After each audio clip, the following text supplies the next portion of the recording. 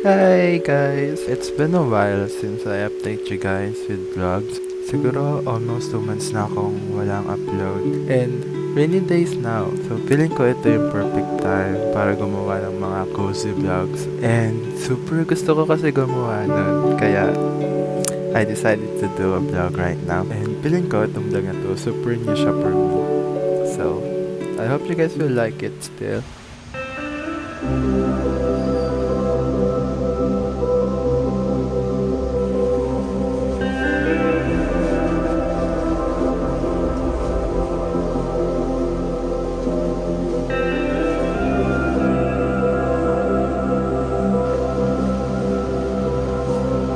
So, pupunta ako sa new spot na recently ko lang nalaman. Hopefully, open siya now.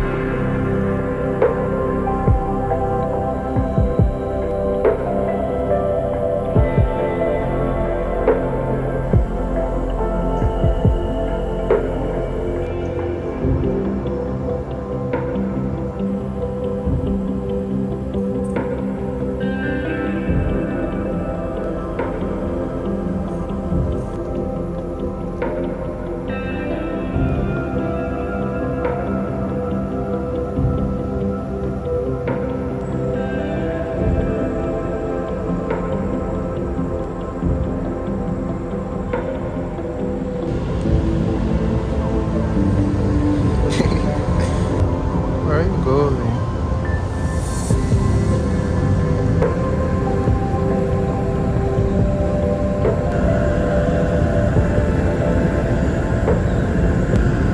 Saan ka pupunta?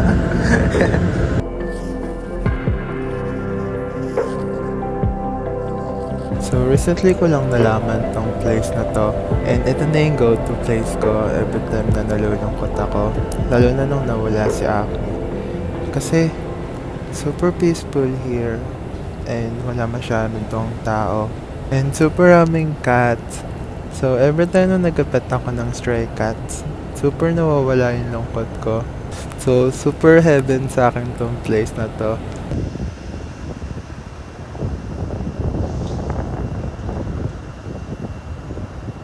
So, magto 30 minutes na ako nandito and hindi ako makaalis kasi super comfy niya. Ayaw ko siyang istorbohin. Good morning, Ming Ming! Ming, good morning! Tatayo na ako, alis na ako. Ming Ming! Ming! Ming Ming! Ming, umaga na! Ming! Uuwi na ako. Gumagalaw na buntot mo, gising ka na. Alis na ako. Bye-bye. Alis na ako. Bye, Ming Ming. Bye-bye. Bye.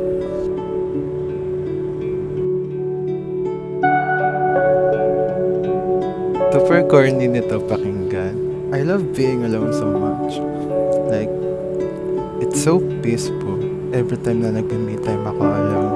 Lalo na ng mga gantong oras. Like, walang tao.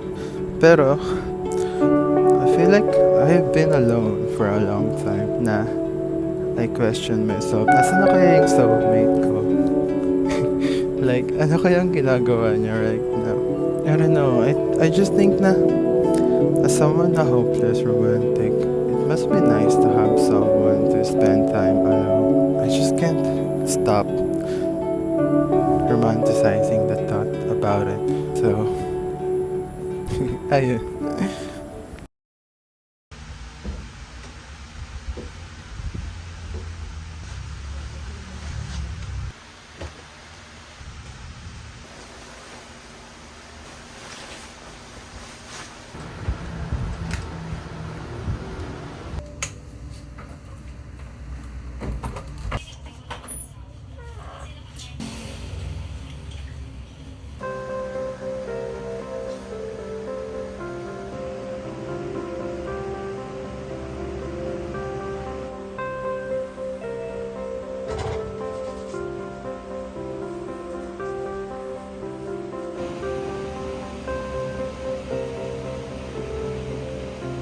So later magluluto ako ng champurrado kasi super nag-crib ako doon lalo na rainy day ngayon.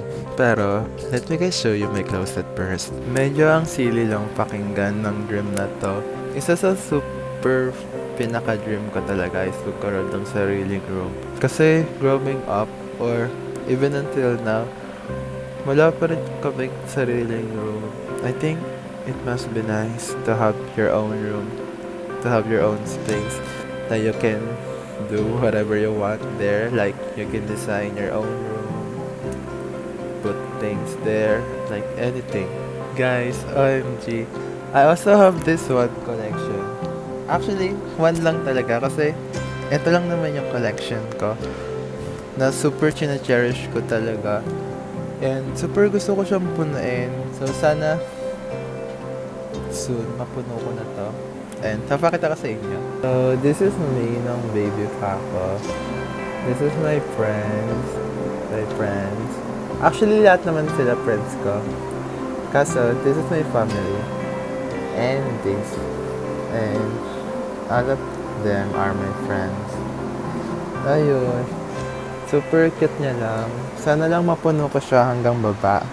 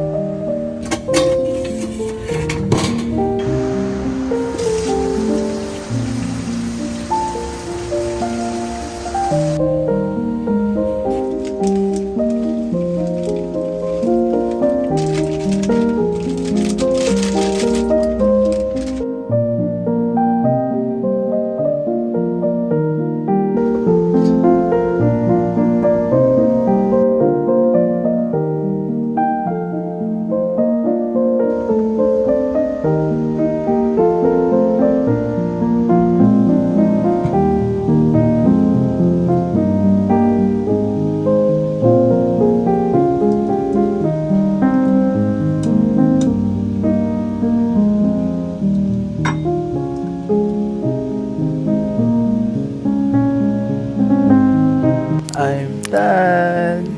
I don't know if tama ko ba siyang naluto. Kasi may mga ibang part ng rice na matitigas pa. Cheers!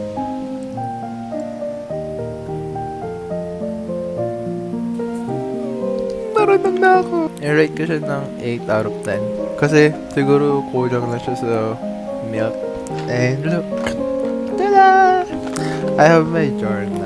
Super perfect mag-journal now. Lalo na umuulan and malamig. Kasi feeling ko mas nagpo-process yung thoughts ko. And gusto ko mag-drawing na. So isa din pala kung bakit hindi ako nakapag-vlog or nakapag-update ng June. Kasi namatay na yung best friend ko, si Aki, noong June 16. I drew her. Look. This is Aki. I miss her so much. She looks so happy here. Love you, Aki.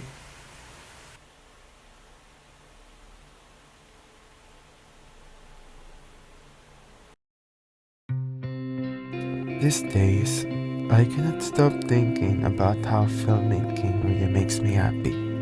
How badly I really want to film. How I want to make a movie. How I want to capture everything.